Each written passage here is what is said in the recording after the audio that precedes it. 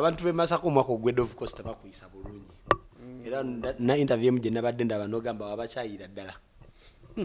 Lwaki wakyawa be Masaka? Bo bakimanyi. Bamanyi ensonga lwaki. Bakuba akalulu. Nengamba Lwasa mayinja afuse Lwasa biyenje. Bakuba akalulu kuba meeye Masaka. Bya biri mugumu. Abantu bali bagala nuupu.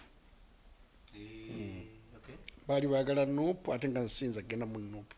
Sinza genda mbisitegeera. Bobi gwatamanyi Bobi Wine Lwasa gwatamanyi Bobi nti yakulya nuupu. Bobi Wine nekitegeeza nti nze mmanyi nuupu byekola. Abe Masaka bo bagala nuupu kyovula bakuba akalulu.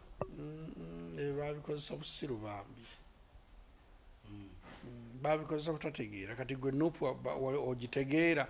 Manyi nuupu ya Bobi Wine era ye mu ku bibine byaga okukyusa enfuga mu Uganda.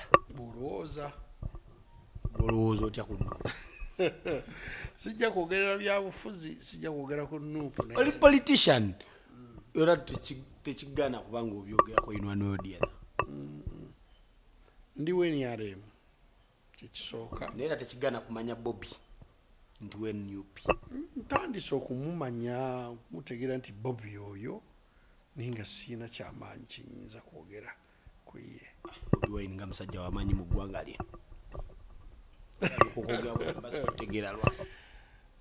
Nze mmanyi NRM. Lwasa abantu be Masaka bugamba nti bakukyawa naliko naawe Masaka lumu nenga ndaba bakuyayanira bugamba nti bakukyawa mbasi kutegeera. Olyogedde ekigambo ekirungi ate nga kituufu. Banjayanira nnyo nga tugenda mu kalulu n'esaakala. Bali bakujubisa. Bali banjubisa. Oba atali nnyo ku ground. Ate omuntu atali ku ground, omuntu ali ku ground nga nze onaamugjawa. Nga nawo business ekyakaza abantu buli weekend. Olina business nayo siba Kampala. Siba Kampala naye ku Friday ngenda. Ninkomawo Monday. Mba waawo olwo. Oba amawulire gano gakubamu nnyo ne gakuaffecting e Masaka. Era bwe bityo. Hanna mu mujja muze kwonoona muntu. Mubaaka babatumye. Okay, Lwasa, kyenjagala okumanya bwe tunuulira obulamu bwo bonna e Masaka.